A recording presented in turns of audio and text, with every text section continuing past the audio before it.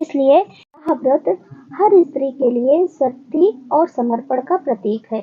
तो देखिए मैंने यहाँ पूजा करके दिखाया है। तो मैंने कलश की स्थापना की है, तो उसमें एक सुपारी, एक लौंग और हरी इलायची, थोड़ा सा गेहूं और एक पुष्प डालकर कलश में मैंने पूर्ण पात्र रख दिया है आम के पल्लू लगाकर, और उसमें मैंने स्वास्तिक का चिन्ह बना दिया है और कंठ में कलावा बांध दिया है।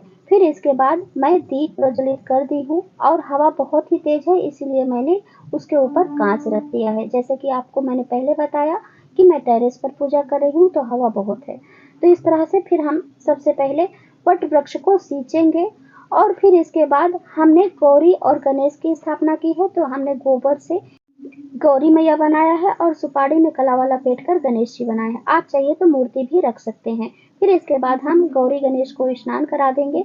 फिर हम इसके बाद माँ सावित्री को भी स्नान कराएंगे। तो ये देखिए, वैसे तो वट सावित्री के दिन हम उस वट वृक्ष में ही सावित्री माता का पूजन करते हैं, लेकिन हम घर पे कर रहे हैं तो हम व्रत की जो पुस्तिका होती है ना, वहाँ हम रखकर माता सावित्री की पूजा करेंगे। तो यह देखिए, हम यमराज जी का और माता सावित्री का, सत्यवान जी का, सभी का पूजन कर लेंगे, वट वृक्ष में कर लेंगे। सबसे पहले हम गौरी गणेश जी को जो हमने विराजमान करके रखा है, तो सबसे पहले उन्हें हम चंदन तिलक करते हैं, और इस तरह से हमने ऐपन से सभी को तिलक कर दिया है और अपने छापे भी लगा दिए हैं। और ये ऐपन हमने गेहूं के आटे से और हल्दी मिलाकर बनाया था। फिर इसके बाद हम सिंदूर लगाएंगे गौरी गणेश जी को, माँ सावित्री को वट वृक्ष में, और फिर इसके बाद हम भोग समर्पित करते हैं। तो इस दिन बांस का बहुत ही महत्व होता है, तो बांस की डलिया में रखकर भोग समर्पित किया जाता है। तो यदि है तो आप बांस की डलिया में रखें, नहीं तो आप थाली में भी रखकर भोग समर्पित कर सकते हैं। तो ऋतु फल कोई भी ले लीजिए, और साथ में हमने नारियल भी लिया है। तो इस तरह से हमने भोग समर्पित कर दिया है, और सभी को हमने चने समर्पित कर दिए हैं। भीगा हुआ चना होता है, इसे हम समर्पित कर दिए हैं। और फिर इसके बाद हम कलावा रूपी वस्त्र समर्पित कर देंगे। फिर इसके बाद हम धूप दिखा देंगे। और यदि आप पहली बार व्रत कर रही हैं, आप कुछ वस्त्र चढ़ाना चाहती हैं, तो इस तरह से उपवस्त्र जरूर चढ़ाएं। पहली बार जो कोई व्रत करता है तो इस तरह से साड़ी है, इस तरह से चढ़ाया जाता है। और अपने पति के लिए भी कुछ कपड़े चढ़ा सकती हैं। तो इस तरह से जैसे अंगौछा है या फिर शर्ट का कपड़ा है, तो मैंने तो शर्ट का कपड़ा और साड़ी चढ़ा दिया है। फिर इसके बाद मैंने वट वृक्ष में एक चुनरी चढ़ा दिया है। और ये देखिए, श्रृंगार का सामान है जो हम माँ सावित्री को और माता गौरी को समर्पित करते हैं। तो गौरा माँ को और वट सावित्री माँ को ऐसे बांस की डोरी में सामान रखकर हम समर्पित कर देंगे। फिर इसके बाद हमने फूलों की माला वट वृक्ष में समर्पित कर दिया है, और एक पुष्प की माला हम जो कलश की स्थापना किए हैं ना, इसमें हम समर्पित कर दिए हैं। तो इस तरह से फिर इसके बाद अब हम सभी को पुष्प समर्पित कर देंगे। तो देखिए, हमने सभी को पुष्प समर्पित कर दिया है वट वृक्ष में गौरी माता को, और हम गणेश जी को जनेऊ समर्पित करेंगे। फिर हम भोग समर्पित करेंगे। तो ये देखिए, हमने बड़कुल्ले बनाए हैं और पूड़ी बनाई है, खीर बनाई है। तो इस तरह से बनाया जाता है। आपके यहाँ से गुलगुले, पूड़ी, खीर जो भी बनाया जाता हो, प्रसाद जरूर बनाइए। फिर इसके बाद सबसे महत्वपूर्ण पंखा जरूर चढ़ाया जाता है। तो ये देखिए, हमने पंखा अर्पित कर दिया है और पंखे से सेवा भी कर दी है वट वृक्ष की। तो इस तरह से पंखे हिलाकर आप सेवा कर सकते हैं। फिर इस प्रकार से अग्नि प्रज्वलित करके इस दिन हवन जरूर करें। तो आप हवन से भी हवन कर सकते हैं, हवन की सामग्री जो होती है और जो भी भोग आप अर्पित किए हैं उससे भी आप हवन कर सकते हैं। तो शास्त्रों में कहा गया है कि यदि संभव हो तो वट वृक्ष के नीचे जाकर पूजा करें, क्योंकि उसकी जड़ में त्रिदेवों का वास होता है। अगर आप बाहर नहीं जा सकती तो वट वृक्ष की एक पवित्र टहनी गमले में लगाकर भी पूजा कर सकती हैं, जैसा कि मैंने इस वीडियो में किया है। सच्चे मन से की गई पूजा घर पे करते हैं तो भी स्वीकार होती है। तो इस तरह से ये देखिए, मैंने टहनी को थोड़ा बड़ा लिया है ताकि मैं यहाँ अच्छे से फेरी फिर सकूं। और ये देखिए, मैंने पहले धागा थोड़ा सा लपेट लिया है, वहाँ बांध लिया है मतलब। फिर इसके बाद मैं फेरी फिरूंगी। उसके पहले मैंने हाथों में चना ले लिया है और फिर इस तरह से फेरी फिरेंगे। तो जब एक फेरी हमारी पूरी हो जाती है तो फिर हम उस चने को जो हाथ में लिए होते हैं, पहले गौरी माता को अर्पित करते हैं, सावित्री माता को और वट वृक्ष में।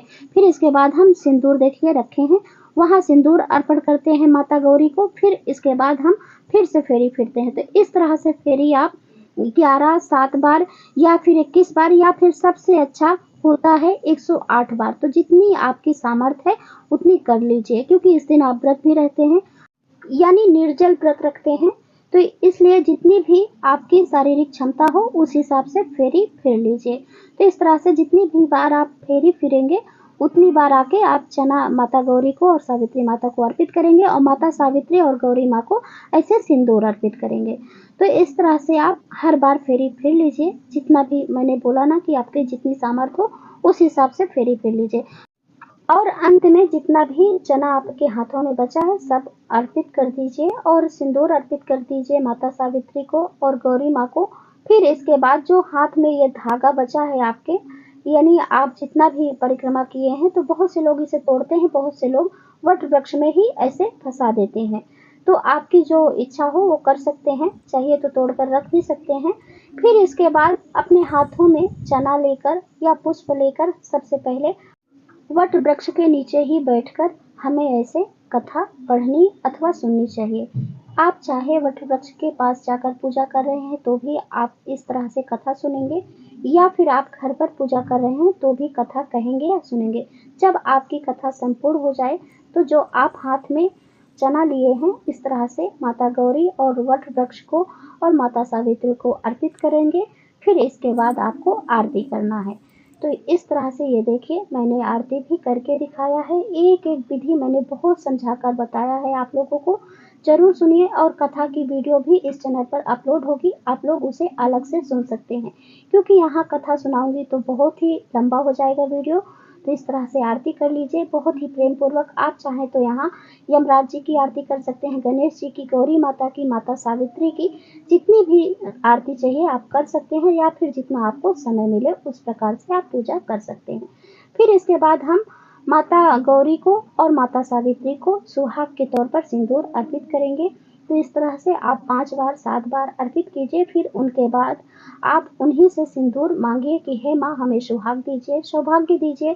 आप चाहें तो उंगली से भी अपने मांगों में लगा सकती हैं, आप चाहें तो ऐसे ओढ़नी के छोर से या फिर चुनरी के छोर से, जिससे भी आप जो भी पहनी है सूट या फिर साड़ी, तो इस तरह से सुहाग ले सकती हैं। फिर इसके बाद वट वृक्ष को गले मिला जाता है, उनकी सेवा की जाती है। तो इस प्रकार से उनका चरण स्पर्श कीजिए, उनका चरण दबाइए।